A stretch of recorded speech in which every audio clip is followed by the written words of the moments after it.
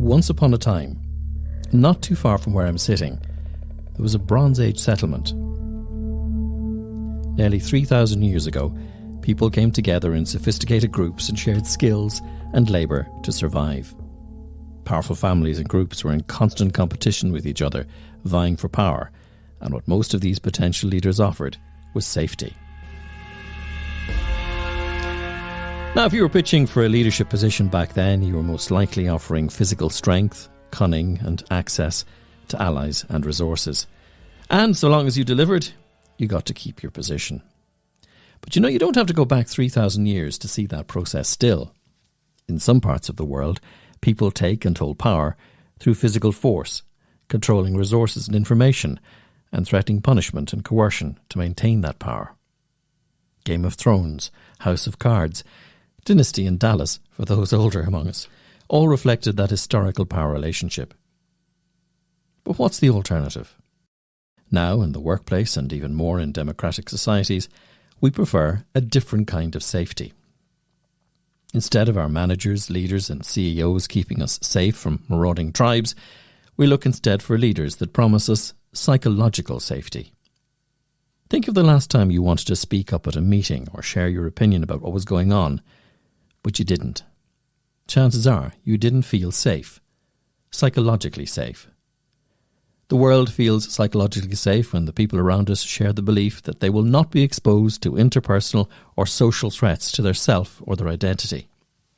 Their status or standing and their career or employment won't be threatened when asking for help, seeking feedback, admitting mistakes, or showing a lack of knowledge. We remain psychologically safe when trying something new or voicing work-related views that dissent from the people around us.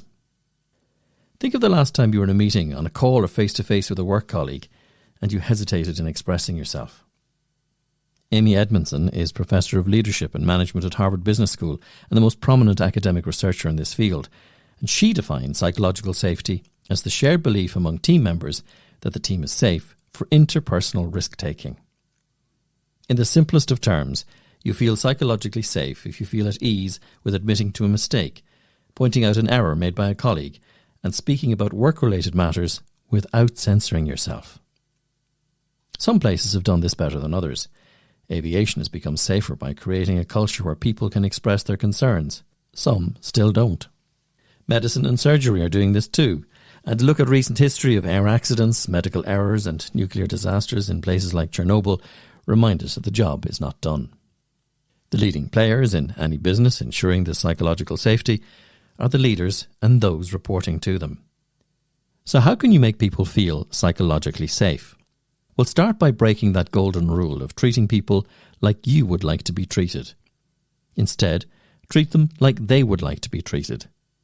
It's a challenge because you'll have to be observant enough of them to know. Interpersonal risk-taking becomes far less risky if you know what others want and how they prefer to be treated. It's an emotional awareness found in emotionally intelligent people. Learn how to have a fight, or more accurately, disagree. And this applies to our personal lives as well as our working life. The more experienced you become, the more skillful you are at opposing others and being disagreed with without shattering your closeted view of yourself. The better you'll become at hearing what others are saying and having yourself heard too. Next, you have to work on developing trust, practical and emotional. The helpful stuff is making sure that the business won't support behaviours like people taking credit for others' work, allowing an environment where gossip is the preferred channel of communication, and people who regularly overpromise and underdeliver are less encouraged to do this. Why bother? Well, for a start, a study published by the International Journal of Stress Management found that emotionally secure employees are more engaged, productive and innovative. Team members share information openly and often, and the quality of communication means that there are fewer opportunities for threats and errors to go undetected. In 2015, following the success of Project Oxygen, Google published the results of a 2-year study into what makes a great team. The exciting thing was the answer wasn't those with the most senior people with the highest IQ, or even those that made the least amount of mistakes. While things like dependability, structure and clarity were number 2 and number 3, psychological safety was number 1. Next time you're on a Zoom or Teams call and there's a lot of silence and you're the leader, don't look for dragons.